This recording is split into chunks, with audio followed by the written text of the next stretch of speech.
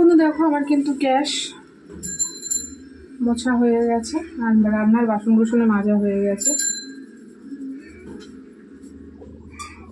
তো দেখো গ্যাস মুছেছি আর আজকে রান্না করেছি তোমাদেরকে দেখিয়ে দিই। দেখো আলু উচ্ছে চচ্চড়ি করেছি আর এই যে মাছ তোমাদের সাথে তো দেখালেন স্পাইস কত সুন্দর মাছ আর ভাত। এই হচ্ছে আজকের মেনু। তো চলো আসেন।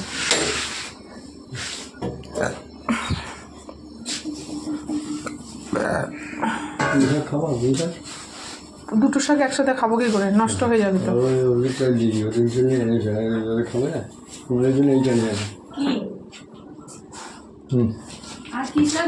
পুঁই শাক।